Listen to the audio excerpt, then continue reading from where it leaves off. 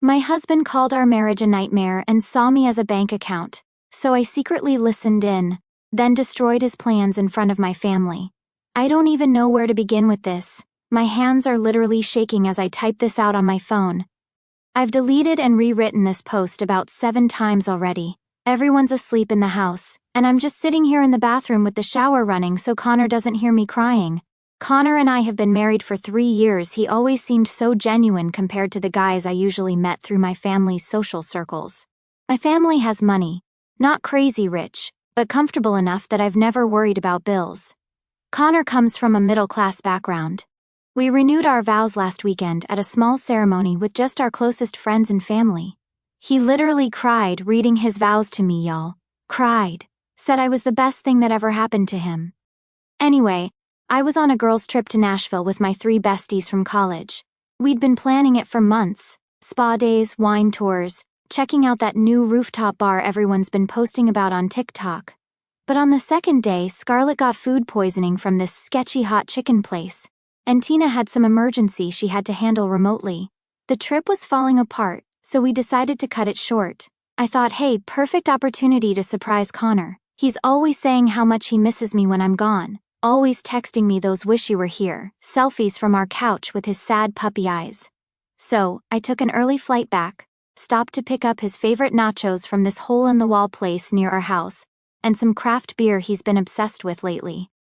I was so excited to surprise him.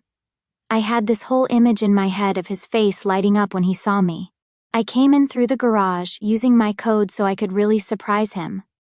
Our house has this weird layout where you can't see into the living room from the entryway. I could hear him talking upstairs in his gaming room, obviously on the phone since I didn't hear anyone else. So I set the food down in the kitchen and quietly headed up the stairs, thinking I'd surprise him mid-call. And then I heard it. Marriage is a complete nightmare, bro. I wake up every day regretting my decision. I froze on the stairs. My heart literally stopped. I thought maybe he was joking around with one of his friends, so I waited for the laugh. But there was no laugh. If it wasn't for her family's money, I'd be gone already. The only good thing about this whole situation is that I don't have to worry about rent or bills anymore. I could literally feel my heart cracking in half as I stood there. The vow renewal thing last weekend? Pure torture, man. Had to stand there making up all this romantic shit while her family looked on, all misty-eyed. I've gotten good at the performance though. Oscar-worthy.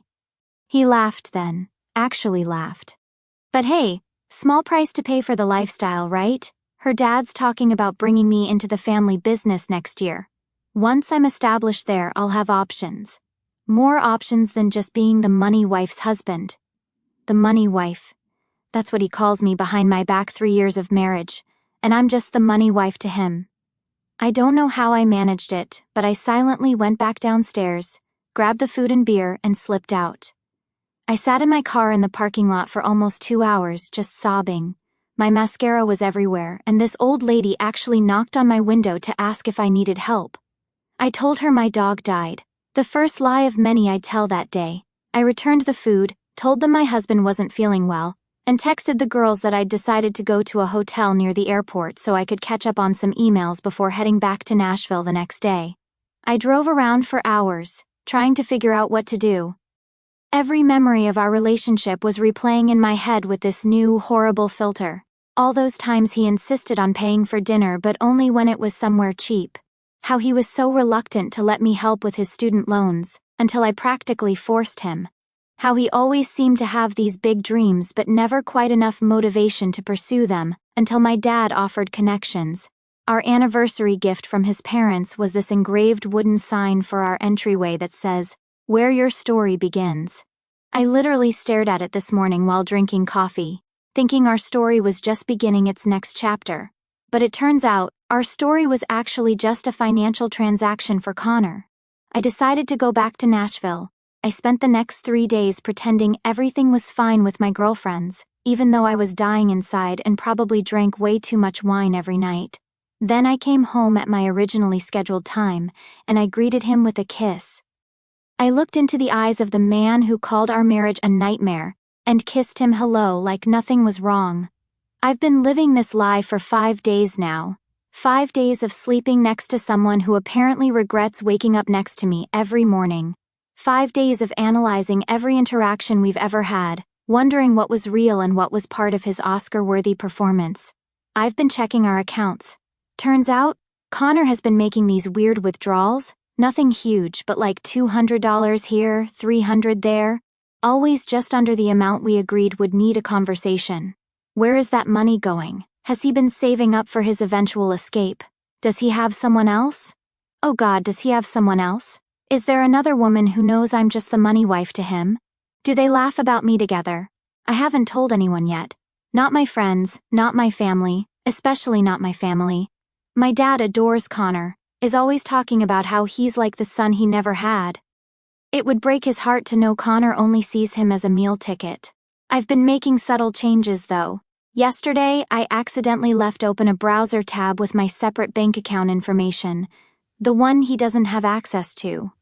This morning I mentioned that my dad is actually reconsidering some of his business ventures due to economy concerns. I've been working late, being just a little less affectionate, taking more calls in private. The bathroom sink has been leaking for weeks, and Connor kept saying he'd fix it this weekend. Last night I just called a plumber without telling him. When the guy showed up, Connor looked so confused. I just shrugged and said, "You seemed busy with other things." The plumber charged us $85 for a 10-minute fix, and I could see Connor mentally calculating that money being wasted. My plan is working. Connor is getting nervous. This afternoon while I was out running errands, he called me 27 times in 1 hour. When I finally called back, he was practically frantic, asking if everything was okay, if I was mad at him, if something happened with my family. I played it cool, said my phone was in my purse while I was at Target, said everything was fine, asked why he would think otherwise. The silence on his end was deafening. So now I'm here, typing this out while locked in the bathroom with the shower running, trying to figure out what to do next. I know I need to confront him, but I also need to be smart about this. We have joint accounts, my mistake. My name is on the mortgage, but he's on the deed. Everything is tangled up. I'm trying to come up with a plan. Part of me wants to just scream in his face about what I heard, but another part wants to be more strategic. What if I slowly withdraw emotionally while getting my financial affairs in order? What if I document everything? What if I let him think everything is okay until it's decidedly not okay for him? I think that's what I'm going to do. He spent 3 years lying to my face. Maybe I can manage a few weeks of the same. I have to go. The hot water is probably running out, and Connor will wonder why I've been in the shower for 45 minutes. I'm going to go out there, kiss my husband goodnight and lie beside him while planning my exit. First, thank you all for the overwhelming support on my last post. I read every single comment, and y'all gave me the strength to get through these past 2 weeks without completely falling apart. Sorry for the delay in updating. I've been careful about my online activity since Connor has suddenly developed this weird habit of casually glancing at my phone whenever it's nearby. So, it's been 14 days since I overheard my husband of 3 years telling his friend that our marriage is a nightmare and I'm just his meal ticket to financial comfort. 14 days of sleeping next to someone who apparently regrets waking up beside me every morning. 14 days of the most exhausting performance of my life. The day after my last post, I decided I needed to be methodical about this. No emotional reactions, no confrontations until I had everything lined up perfectly. I made a list, I'm a chronic list maker when stressed, of everything I needed to do: secure my financial situation, gather evidence of his true character, not for legal reasons, but for when family inevitably asks questions, find out exactly how deep his deception goes, prepare an exit strategy, and build a support network without revealing everything just yet. The first thing I did was call my personal bank, the account he doesn't have access to, and increase my security measures. I changed all passwords, added verbal security questions, and made sure they knew not to discuss my account with anyone but me. Then I started slowly moving money from our joint accounts into my personal one. Nothing drastic, just enough each day that it wouldn't immediately raise flags. Is that wrong? Maybe. But finding out your husband is a gold-digging liar kind of changes your perspective on fairness. The weekend reconnection trip Connor suggested? I agreed to it but suggested we go to this rustic cabin my family owns by the lake instead of the luxury resort he had in mind. The look on his face, y'all. He recovered quickly with a "whatever makes you happy, babe." but I saw that flash of disappointment. Everything is suddenly making sense. How he always pushes for the expensive options when he knows my family might cover it but becomes budget conscious when it's coming from our accounts. The cabin trip was actually revealing in ways I hadn't expected. Our Wi-Fi barely works out there, and Connor spent almost the entire weekend checking his phone and complaining about the spotty signal. He kept wandering down to the end of the dock, where sometimes you can get one bar. At one point, I followed him quietly and overheard him telling someone he was going crazy being trapped in the middle of nowhere and would make it up to them when he got back. Who was he talking to, and what exactly was he planning to make up to them? When we got home Sunday night, he immediately said he needed to run to Walmart for some stuff for work tomorrow. He was gone for over 2 hours, for Walmart, which is 12 minutes from our house. When I checked our joint card app later, there was no charge from Walmart, but there was a $60 charge from a bar across town. During the trip, I had accidentally mentioned that my dad was considering early retirement due to some health concerns, completely made up, and might be scaling back some business operations. Connor spent the next hour asking increasingly detailed questions about Dad's plans, the family trusts, and our future security, barely a word about Dad's fictional health issues. It was like watching someone rip off their mask without realizing they were doing it. I've also been digging through our financial history, and what I found made me physically sick. Over the past 3 years, Connor has borrowed nearly $117,000 from our joint accounts for what he called business expenses and investments, money that never returned, and he can't properly account for. There's a pattern of large withdrawals right before he visits his hometown, suggesting he's been supporting someone or something there that I don't know about. Last week I went through his nightstand while he was at the gym, something I never thought I'd do, but desperate times. Inside I found a second phone, one of those cheap prepaid ones from Target. It was password protected, but he'd scribbled the code on a sticky note stuck to the back. Classic Connor, always forgetting his passwords. The phone had only one contact saved, D, with dozens of texts arranging meetups and discussions about money. Some referenced the long-term plan and staying the course. One from 3 months ago literally said, "Just 2 more years and we're set." 2 more years until what? I took pictures of everything with my phone, before carefully replacing it exactly as I found it. The psychological warfare is the strangest part of all this. I've been slightly altering my behavior, being just a little less affectionate, taking more private calls, mentioning casual conversations with our family lawyer. Nothing confrontational, just different, and Connor is losing it. 2 nights ago he actually went through my closet while I was in the shower. I only know because he left my boots in a different order than I keep them. Yes, I'm that person who arranges her shoes precisely. When I came out and noticed, I didn't say anything, just rearranged them while he watched from the bed, pretending to be on his phone. Yesterday I found him scrolling through my iPad's search history while I was making dinner. I'd intentionally left searches for signs your husband is cheating, and separate bank accounts in marriage for him to find. When I walked in, he practically threw the iPad onto the couch and started rambling about how much he loved the lasagna I was making, even though I was clearly making stir-fry. Our fridge has been making this weird clicking sound for months, and Connor always said he'd fix it. Yesterday, I casually mentioned maybe we should just buy a new one, and he immediately went into fix-it mode, spending 2 hours tinkering with it. Suddenly, all those household tasks he's been putting off for months are getting done. The bathroom door that's been squeaking since last Christmas, fixed. The broken porch light, replaced. The wobbly kitchen table, stabilized. It's like watching someone frantically trying to prove their value. I've started having lunch with Loretta once a week. She's my best friend since college, and the only person I've told about what's happening. She was initially shocked, then furious on my behalf, and has now become my co-conspirator and sounding board. She helped me set up a separate email account that Connor doesn't know about and suggested I start documenting everything. Last Wednesday, I was working late at a client meeting.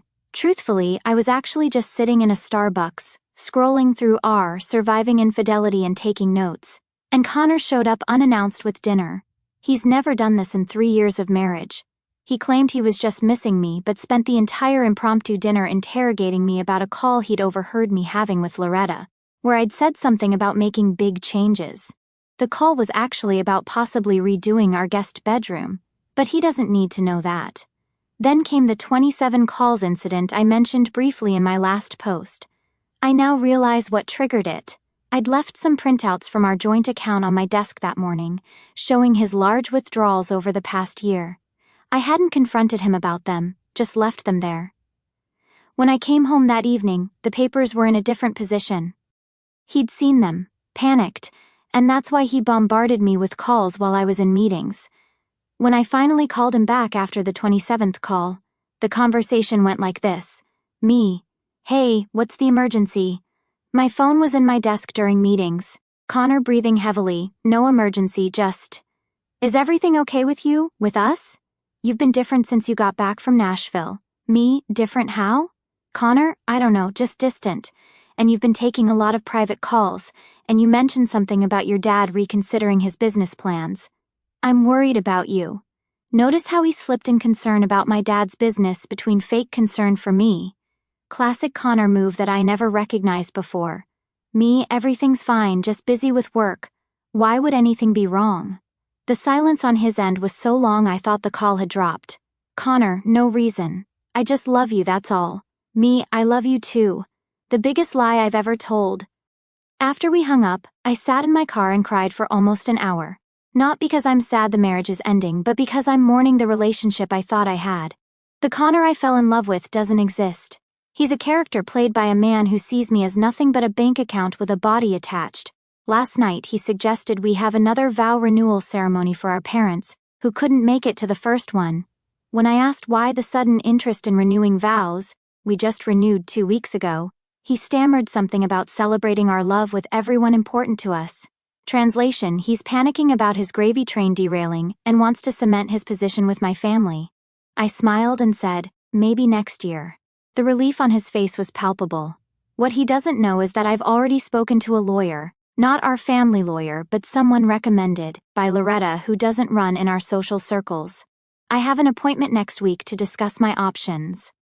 I've documented the financial discrepancies. I've secured my most important personal documents and irreplaceable family heirlooms by taking them to my friend's house for a photo shoot for her Instagram. Another lie, but hey, I learned from the master. The weirdest thing happened this morning. I was getting ready for work, and Connor came up behind me in the bathroom, hugged me, and started crying, actually crying. Said he felt like he was losing me and didn't know why. For a split second, I almost broke down and confronted him right there. But then I remembered the conversation I overheard. Remembered him laughing about his Oscar-worthy performance. And I just patted his arm and told him everything was fine, just busy at work.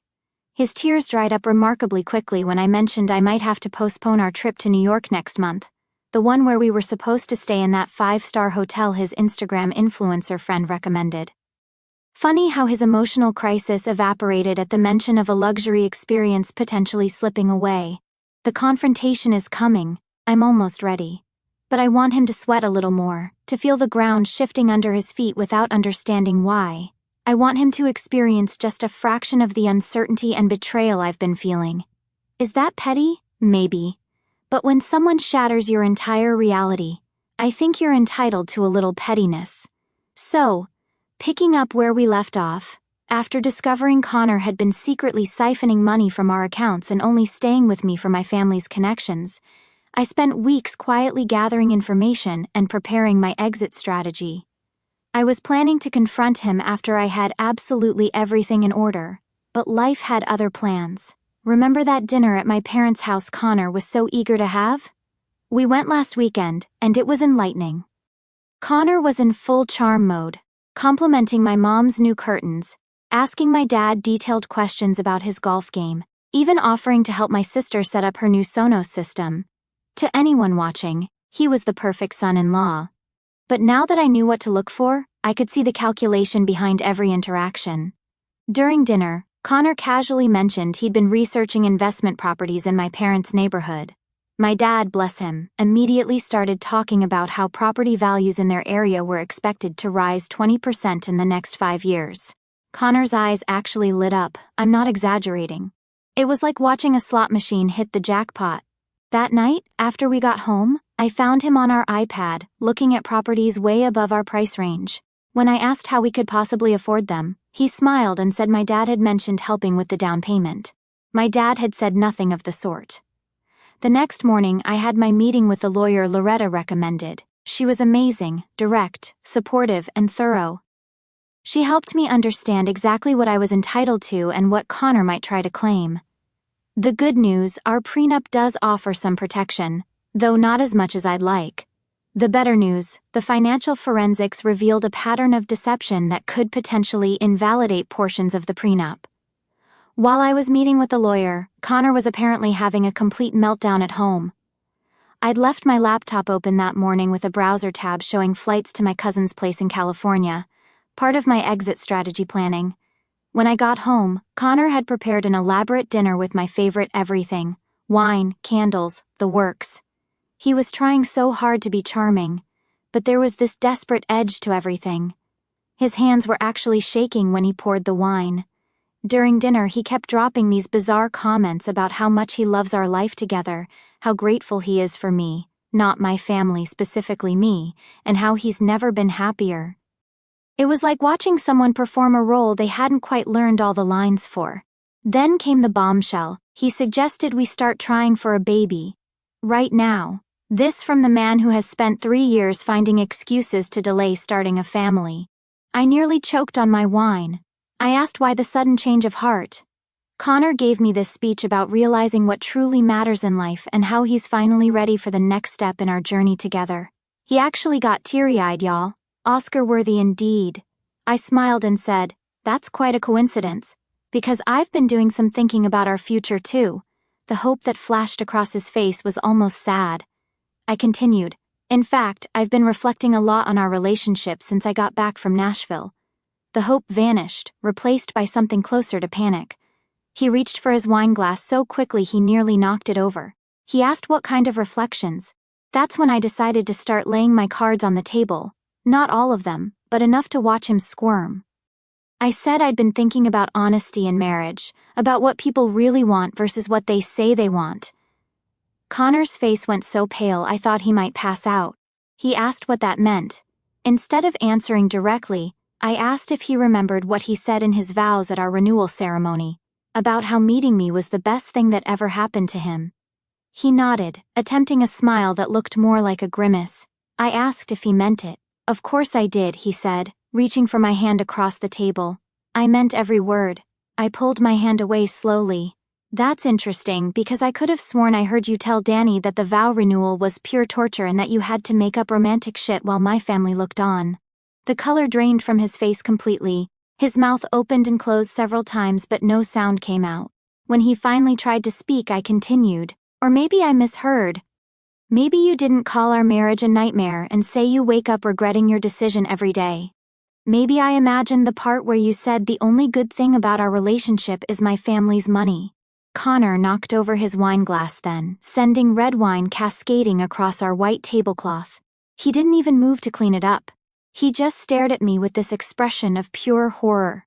When he asked when I heard it, I told him, "When I came home early from Nashville to surprise you." "Surprise, baby, you completely misunderstood," he started, his voice taking on that soothing tone he uses when he thinks I'm being emotional. "I was just venting to Danny about a rough patch. Everyone says things they don't mean when they're frustrated." "A rough patch," I repeated. "Interesting. And which part was the misunderstanding? The part where you called me the money wife, or the part where you said you were only sticking around until you're established enough to have options?" His face went from pale to gray. He clearly hadn't realized how much I'd heard. He stammered that it was taken completely out of context. "Then please, Connor, explain the context where telling your friend our marriage is a nightmare and you're only with me for financial gain makes sense." He couldn't, of course. Instead, he switched tactics, going from denial to tearful apology in seconds flat. He claimed he'd been going through a personal crisis when I overheard him, that he didn't mean any of it, that he loved me more than anything. I just sat there, watching this performance with new eyes. All the things I used to find sincere, the tender glances, the earnest declarations, the vulnerable moments, now looked like carefully calculated moves in a long con. "Are you leaving me?" he finally asked. "I haven't decided yet," I lied. Of course I had decided, but he didn't need to know that yet. What followed was 2 weeks of the most exhausting emotional manipulation I've ever experienced. Connor pulled out all the stops. He sent flowers to my office every day with increasingly desperate notes. He contacted my parents, claiming he was worried about my sudden change in behavior. He suggested couples therapy, rich, coming from someone who thought our marriage was a nightmare. He even reached out to Loretta, trying to get her to talk some sense into me. The most telling part? During his campaign to save our marriage, he never once mentioned my family's financial situation. It was like he was carefully avoiding the very thing that had motivated him all along. Meanwhile, I continued executing my plan. I moved the remaining funds from our joint accounts into my secured personal accounts. I spoke with my family's financial advisor to ensure Connor couldn't access any family assets. I packed essentials and irreplaceable items and moved them to a storage unit Connor doesn't know about. I also had a private conversation with my parents, which was one of the hardest things I've ever done. My dad has always thought of Connor as the son he never had, and my mom adored him for supposedly making me happy, telling them that their beloved son-in-law was a fraud who only wanted their money and connections nearly broke them. Dad wanted to confront Connor immediately, but I convinced them to follow my lead for just a little longer. The dishwasher broke down 3 days ago. Perfect timing, right? Connor immediately volunteered to call someone to fix it, which was unusual since he normally complains about repair costs. I said we should just buy a new one, and he agreed without even asking about the price. He's desperately trying to appear unconcerned about money now. Last night, we attended a dinner party at my friend Scarlett's new house. Connor has always found Scarlett a bit much, his words, with her loud personality and unfiltered opinions. But last night, he was hanging on her every word, laughing at all her jokes, even complimenting her TikTok dance videos that he's previously called embarrassing at her age. Halfway through dinner, Scarlett's boyfriend Lucas, who knows nothing about my situation, casually mentioned a news story about a guy who had scammed his wealthy wife for years. Everyone laughed about what an idiot the man was to think he could get away with it. Everyone except Connor, who suddenly became very interested in his mashed potatoes. When Lucas asked him what he thought about the story, Connor muttered something about not all relationships being what they seem on the surface. The table went quiet. I could feel Scarlett looking at me, confused by the sudden tension. I just smiled and asked her to pass the salt. On the drive home, Connor was unusually quiet. When we pulled into our garage, he turned to me with this desperate look and asked if everything was really okay between us. I told him I didn't know what he meant. He said things had felt off for weeks, and he couldn't shake the feeling that something was terribly wrong. I looked him straight in the eyes and said, "Maybe you should check your conscience if you're feeling that something's wrong." He flinched like I'd slapped him. This morning I found him going through our wedding album, something he hasn't looked at in years. He claimed he was feeling nostalgic, but the panic in his eyes told a different story. He's trying to find clues about how much I know and what I'm planning to do about it. I've scheduled a meeting with my parents and our family financial advisor for tomorrow. Connor thinks it's about some routine trust matter, but it's actually to formally remove him as a beneficiary from several accounts and to discuss the implications of our upcoming divorce. I've already warned my parents to act normal until after the meeting. I'm not even angry anymore. I'm just tired. Tired of the performance. Tired of watching him scramble to maintain his facade. Tired of pretending I don't know our entire marriage has been a business transaction to him. Tonight, Connor suggested we take a second honeymoon to reconnect. He showed me pictures of this ridiculously expensive resort in Bali on his phone, talking about infinity pools and private beaches. The old me would have been thrilled. The new me just wondered how much of my family's money he was planning to spend on this last-ditch effort. I smiled and told him it sounded lovely, but maybe we should talk about it after the meeting with my parents tomorrow. The relief on his face was immediate. He clearly thinks he's still got time to fix whatever's broken. He doesn't realize that by this time tomorrow, his carefully constructed world will be in pieces. So, that meeting with my parents and the financial advisor? It went exactly as planned, and Connor's face when he realized what was happening is something I'll cherish forever. We all sat down in my dad's home office. Me, Connor, my parents, and Mr. Bradshaw, our family's financial advisor since I was a kid. Connor was all smiles, probably thinking this was his chance to cement his position in the family finances. Dad started by asking Connor if there was anything he wanted to tell us before we began. Connor looked confused but said, "No, everything was great." Dad nodded, and then pulled out a folder containing printouts of Connor's secret withdrawals from our joint account, screenshots of text messages to Dee about the long-term plan, and a transcript of the phone call I'd overheard where he called our marriage a nightmare. Y'all should have seen Connor's face. It was like watching someone's entire world collapse in slow motion. He went from confused to shocked to panicked to calculating in about 10 seconds flat. He immediately tried to claim it was all a misunderstanding, that he'd been going through a rough time and had said things he didn't mean. Mom, who had been quietly seething since I told her everything, finally lost it. She called him a gold-digging parasite and said she'd never been so disappointed in her judgment of character. Connor actually tried to appeal to her, saying they'd always had such a special bond, and that she knew the real him. Mom just laughed and asked which version was the real him, the one who called his marriage a nightmare, or the one who cried during his vow renewal. The meeting ended with Mr. Bradshaw explaining that Connor had been formally removed from all family accounts, trusts, and business interests. Dad informed him that divorce papers would be delivered to him that afternoon, and that he had 24 hours to remove his personal belongings from our house.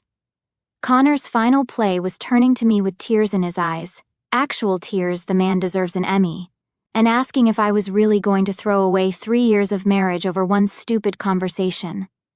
I looked him straight in the eyes and told him I wasn't throwing away anything. He'd already done that when he decided I was nothing but a meal ticket. The divorce process itself was surprisingly quick. It turns out when one party has overwhelming evidence that the other entered the marriage under fundamentally fraudulent pretenses and said party has the resources for good lawyers, things can move efficiently. Connor fought it at first, demanding half of everything, including future interests in my family's business. His initial counteroffer was so outrageous even his own lawyer looked embarrassed. But his position weakened considerably when my team presented the evidence, the unexplained withdrawals, the hidden accounts we'd discovered, and most damning of all, the recordings of him admitting he'd married me for financial gain. In the end, he walked away with significantly less than he'd hoped for, though still more than he deserved in my opinion. The most satisfying moment came during our final mediation session. Connor's lawyer brought up his significant contributions to building my career and supporting my family's business interests. My attorney simply played the recording of Connor telling Danny that being my husband was his meal ticket, and referring to me as the money wife. The look on Connor's face when he realized his own words had destroyed his leverage was priceless. Beyond the legal proceedings, these months have been a roller coaster. The first few weeks after the confrontation were the hardest. I cycled through rage, grief, humiliation, and crushing self-doubt. How could I have been so blind? How could I have missed all the signs? My therapist? Yes, I got an excellent therapist, best decision ever. Helped me understand that Connor's deception wasn't successful because I was stupid or naive. It was successful because he was calculating and skilled at manipulation. She helped me see that trusting someone isn't a weakness. Breaking that trust is the failure, not giving it. I moved out of our house even before it was sold. Too many memories tainted by the knowledge that Connor had been performing, rather than loving me there. I found a beautiful apartment downtown, much smaller than our house, but completely mine, decorated exactly as I want with no consideration for anyone else's preferences. The first night in my new place was weirdly hard. I'd been so focused on the logistics, setting up utilities, changing my address on Amazon, figuring out where all my random kitchen gadgets should go, that I hadn't prepared for the emotional impact. I've been rediscovering parts of myself that had gradually disappeared during my marriage. Remember how Connor always said my laugh was too loud in public? Last week, I snorted laughing at a TikTok while waiting in line at Starbucks and didn't even think to apologize. Baby steps, right? My relationship with my parents has actually deepened through all this. Dad apologized to me, which caught me completely off guard. He said he worried that growing up with wealth had made me a target, and that he should have better prepared me for people who might see me as an opportunity rather than a person. It was the most vulnerable conversation we've ever had. Mom has gone full mama bear mode, checking in on me daily and sending me articles with titles like 10 signs that man is just after your money and how to spot a gold digger.